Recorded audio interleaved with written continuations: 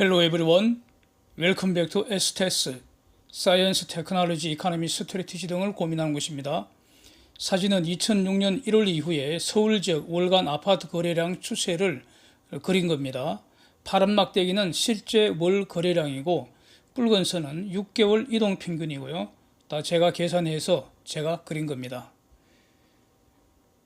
다음 사진은 표가 5장이 있는데 가령 22년 1월 있는 그 좌상단 보면은 2022년 1월에 월간 거래량은 1087건, 그 달에 6개월 이동 평균 거래량은 2087건, 12개월 이동 평균 거래량은 3114건 이런 뜻입니다. 월 거래량이 15,000건이 넘었던 적은 총 4번 있었습니다. 20년 6월, 15년 3월, 6년 10월, 11월 이랬는데 최고 기록은 2006년 10월에 19,798건입니다. 그래서 거래가 활발한 기간에는 월 평균 대략 한 7,000건 정도 이렇게 거래가 되었고요. 이게 이번에는 한 2년간 진행된 것으로 이렇게 판단합니다. 거래 절벽의 기준을 정하기 위해서 저 같은 경우는 월 평균 거래량이 3,000건 밑으로 내려갔을 때, 즉 2,000건대로 거래가 되는 거, 이거를 거래 절벽이라고 디파인해서 과거 사례들을 쭉 정리를 해보니까 5개 표가 나타난다 이런 뜻입니다. 표 한번 보시면은 2018년 12월부터 4개월간 거래 절벽이 있었고, 2012년 6월부터 3개월 반짝 거래 절벽이 있었고, 2010년 4월부터 6개월간, 이때가 가장 장기간입니다. 그래도 이 경우에도 보면 월 2,000건은 유지가 다 됐습니다. 2008년 8월부터 또 5개월간 거래 절벽이 있었습니다. 그런데 이번에는 21년 9월부터 최장기인 9개월이 이미 지나갔고요. 현재 10개월째 진행 중으로 보입니다. 그러니까 현재 진행 중인 거는 6월 거래량입니다. 6월 거래량은 이제 8월 초, 7월이 다 지나가야지 확정이 되는데, 이 6월 거래량은 5월 거래량보다도 줄어들 것으로 보입니다. 그래서 이번 거래 절벽의 특징을 4가지로 정리가 되는 것 같습니다. 1번, 역사상 지금 최장기로 진행되고 있습니다. 10개월 거래 절벽은 확실히 넘어갈 것 같습니다. 2번, 거래 절벽보다 더 심하게 거래 소멸 현상도 나타났습니다. 22년 2월 월 거래량이 814건입니다. 이 정도면 사실상 거래 소멸이라고 봐야 하지 않겠습니까? 3번, 지금 역사상 가장 극심한 거래 절벽입니다. 6개월 평균 거래량이 1,000건대인 그 상태가 4개월 연속 이미 실현이 되었고요. 5개월째 진행 중입니다. 과거에는 6개월 평균 거래량 1,000건대는 아예 없거나 있어도 1건 이내입니다. 4번째 특징, 12개월 이동 평균 2,000건대인 경우도 처음으로 지금 5개월째 진행 중입니다. 과거에는 이런 예가 한 번도 없었습니다. 그래서 위에서 말씀드린 건 전부 다 팩트입니다. 이제 이 사실을 어떻게 해석할 것인가가 문제가 되고요. 거래 절벽이 과연 언제까지 지속될 것인가? 다시 말하면 언제쯤 거래가 회복될 것인가? 이걸 이제는 고민을 해야 하는 상황입니다. 또 이제 돈의 흐름을 다시 한번 보면은 아직 한국은행에서 2분기 및 6월 데이터가 발표가 안 됐습니다. 그래서 1분기 또 5월까지 이 데이터를 지금 보시면 은행 주택담보대출, 은행권과 제2금융권을 포함하는 걸로 이렇게 나누어서 통계가 발표되기 때문에 그걸 그대로 저는 사용을 해서 표를 제가 만든 겁니다. 은행 주택담보대출 20년, 21년 상반기까지 최고치로 급증한 것으로 보이고요. 21년 4분기부터 둔화된 것으로 이제 당연히 추정이 되고, 그래서 금년 들어 이거 급격히 감소해서 아예 순증가가 없다는 겁니다. 거의 사실상 순증가 없고요. 일반 대출은 대출 장액 자체가 줄어들고 있습니다. 그래서 이것 때문에 지금 은행은 완전 비상이 걸려서 마이너스 통장 대출 기존에 서너 배로 늘려버리고 신용대출도 연봉의 서너 배까지 왕창 지금 늘렸습니다.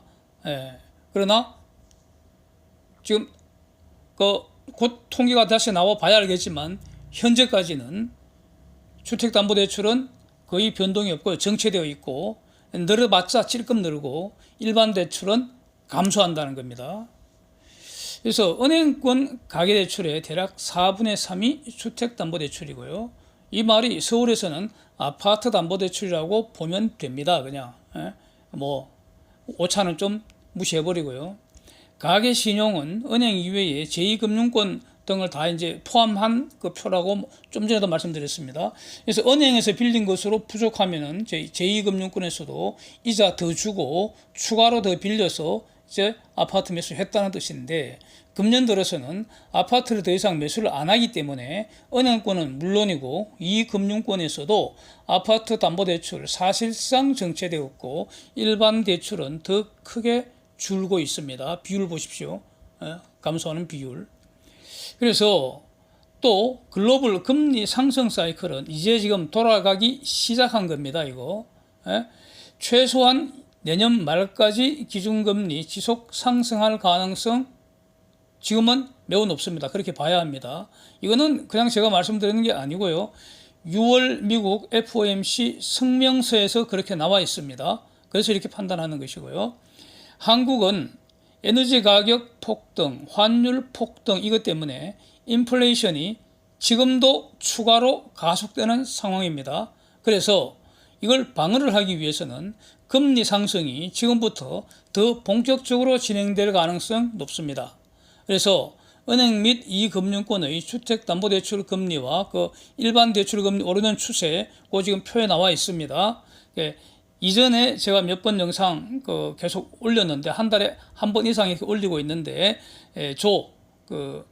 주택담보대출 변화하는 모습을 가지고 자세히 살펴본 바도 있습니다. 그래서 지금은 이번에는 요거는 생략하겠습니다. 통계청의 22년 5월 산업활동 동향, 이거는 이제 매월 말에 발표되죠. 그래서 지금은 5월치인데 5월 산업활동 동향이 6월 30일 날 발표가 되고 그렇습니다. 그래서 뭐 다른 것보다도 지금 이 주택담보대출, 아파트 이런 거와 관련해서 가장 주목해야 할 것 딱 하나가 있는데 소비 추세라고 봅니다. 그래프 보시면 금년 들어서 매월 감소하고 있고요. 전년 동월비로도 둔화되는 모습이 확연합니다. 그래서 그 말은 작년 이맘때에는 소비가 왕창 늘었는데 지금은 푹푹 쭈그러든다 이런 뜻입니다. 왜 그렇게 했습니까? 인플레이션은 돈가치 하락입니다. 그 다음에 기존 대출금리 올라서 가처분 소득이 줄어들고 있습니다. 즉 이자는 증가하는데 돈가치 하락하고 있으니까 지금 이 가게는 지금 쌍코피 터지는 중입니다. 코피 막이 바쁩니다. 지금은. 그 다음에 또 문제는 앞으로 내수 경기 침체 가능성 매우 높다고 봅니다. 한국의 내수 경기요. 한국하고 미국은 저는 달리 보고 있습니다. 그래서 한국 내수 경기는 침체 가능성이 높다고 보는데, 즉 그 말은 평균적으로 소득이 줄어든다는 말입니다. 그런데 비용은 급증하고 돈 가치는 인플레로 녹슬어 사그라지는데 소득은 줄어드는 이런 상황입니다. 삼중고입니다. 가계는. 그렇기 때문에 지금 아파트 시장에서는 무슨 일이 진행되는가? 거래는 안 되겠죠. 지금 거래량 데이터 보니까 지금 거래 질벽이지 않습니까? 거래는 안 되고, 즉 아파트 살라고 돈도 안 빌리고 이런 상황입니다. 기존 대출 이자가 자꾸 오른다면은 앞으로 아파트 값이 올라갈 가능성 없지 않습니까? 그러니까 팔려고 하지 않겠습니까? 팔려고 하겠죠. 팔고 싶은 사람은 많고 살려는 사람은 아직은 없을 것 같습니다. 지금 빚내서 아파트 살려는 그런 용감한 사람이 있을까요? 호구 외에는 없을 것 같습니다. 그러면은 빨리 팔겠다면 이제 가격이 내려야 합니다. 그래서 요즘 아파트 관련 기사는 거래 안 되고 가격 내린다는 기사들이 사진처럼 홍수를 이루고 있습니다. 현재. 그래서 저런 그 기사들은 뭐 일부러 고를 거 하나도 없고요. 아무거나 그냥 탁 찍으면은 아파트 관리 기사 났다. 아무거나 탁 찍고 보면은 가격 내린다. 뭐 이런 뜻입니다. 예. 그래서 또 이제 그 정부의 부동산 정책도 명확한 것 같습니다. 네? 투기 세력들이 불로소득을 누리게 하지는 않을 것이고요. 그래서 아파트 세 채 이상 투기자들에 대한 규제는 계속되고 오히려 더 강화될 가능성도 있다고 저는 봅니다. 그런데 이제 그 실수요자, 일가구 장기 거주자 이런 분들에 대해서는 실질적으로 이제 각종 세금 부담을 완화시키겠다는 거 아닙니까? 그리고 또 무주택자 구입을 지원을 해주고 그다음 주택 공급을 늘리겠다. 이런 것이 이제 그 골자가 될 것 같습니다. 이거는 매우 바람직하고 또 정당하다고 생각합니다. 그래서 시간이 지난다고 해서 다주택자들에게 유리한 상황 전개되지는 않을 것 같습니다. 자, 빚내서 아파트 매수한 거는 이거는 주식 신용 매수 왕창 늘렸더니 주가가 하락하더라. 이런 상황과 정확하게 같습니다. 레버리지 투자 아닙니까? 그게 바로 신용 투자입니다. 빚내서 아파트 매수했다는 게 주식 신용 투자했다는 뜻입니다. 또 정확하게 같습니다. 그래서 지금 상황은 지금 역대급으로 처물린 상태입니다. 그렇게 보입니다. 가장 비싼 가격에 가장 많은 빚을 내서 집 처물렸는데 지금 이자 비용이 무지막지하게 계속 오르는 이런 역대급 상황이 진행 중입니다. 그래서 어떻게 해야 됩니까? 버텨야 되지 않습니까? 결국 모든 힘, 즉 그가 가진 모든 힘을 총동원해서 이제 버티는 수밖에 없습니다. 그런데 이제 앞으로 시간이 지날수록 점점 더 많은 그 물린 사람들이, 매수자들이 거래 비용과 세금을 고려하면은 사실상 이미 손해 상태인데, 이 손해 상태인 게 점점 앞으로 늘어나겠죠. 그래서 이 손해를 극소화하면서 이제 탈출을 갈망하는 상황이 앞으로 전개되지 않겠는가, 그렇게 봅니다. 그런데 여기서 지금 과거와 근본적으로 다른 점이 있습니다. 저는 인구 구조를 주목합니다. 1인 가구, 2인 가구가 거의 대부분입니다. 요즘 절반 넘는 상태에서 그 상태에서 그냥 늙어가는 겁니다. 한국 사회는. 집값이 오른다는 게 뭡니까? 젊은 세대가 더 많아서요. 이 젊은 세대가 이제 취직을 하고 이 수년간 열심히 일해서 돈 벌어 모아서 대출을 일으켜서 그래서 비로소 집을 사는 거 아닙니까? 젊어서는 출산도 안 하고 뭐 총각 이건 처녀건 혼자 살고, 아니면 그냥 동거해버리고, 아니면 결혼해도 둘이만 살면서 그냥 늙어가는 겁니다. 이게 현재의 꼬라지입니다. 시간이 갈수록 더 심해진다는 게 통계청의 발표 내용입니다. 통계청이 최근에 발표한 한국의 가구 구조를 2050년까지 장기 추정한 데이터입니다. 그거 그림으로 표시한 게 지금 보시는 그 내용입니다.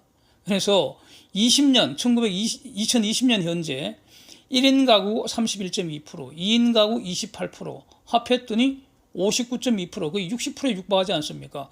이거 그래서 저는 세월이 지난다고 해서 아파트 매수 여력이 크게 개선될 것 같지 않아 보입니다. 자, 그렇다면은 지난 2년간 역대급으로 형성된 거품이 확 꺼지기까지는 적어도 2년 이상의 시간이 걸리지 않겠습니까? 그래서 앞으로 이제 확인해야 될 게 도대체 금리 인상 사이클이 언제 종료되는지, 그때까지는 낙이 없겠죠. 인플레이션 진정되는 시기가 언제인지, 이거 지금 뭐 여러 가지로 예상은 할 수 있지만 가장 중요한 거는 그 시기를 확인을 해야 합니다. 확인. 그리고 이제 그 시점에서 다시 한번 전반적인 투자를 다시 검토를 해야 되는 것이고, 그래서 요즘 언론 보도에 뭐 가격이 찔끔 내렸다는 저런 뉴스는 저건 애교죠, 애교. 앞으로 어떻게 되겠습니까? 점점 더 악화되리라고 보는데, 점점 악화되면 어떻게 되겠습니까? 버티다 안 되면은, 힘든 거는 이제 다중 채무자들 아니겠습니까? 다중 채무자들 중에서 한 곳이라도,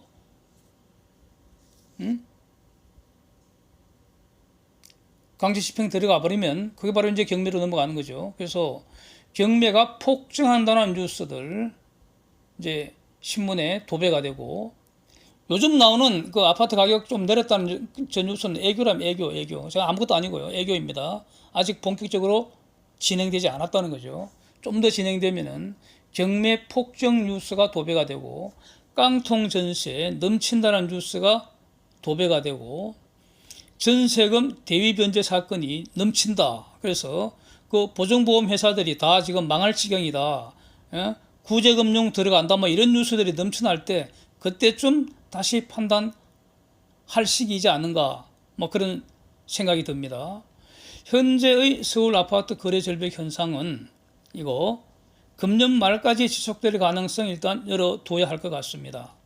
그래서 지금 상황이 이런데 지금 뉴스에 매경 기사 한번 보십시오. 전세 가격 급등할 것 같다는 이런 기사를 지금 뿌리고 있습니다. 저 주장이 과연 맞을까요? 틀릴까요? 예?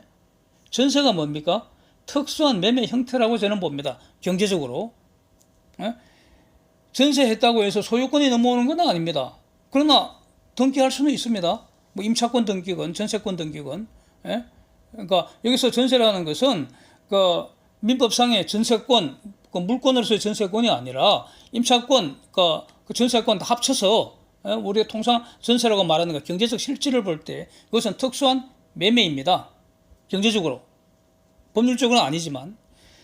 법률상 매매라는 것은 소유권, 즉 아파트의 사용권, 수익권, 처분권 전부 팔아버리는 것이고, 전세라는 것은 사용권만을 파는 거 아닙니까?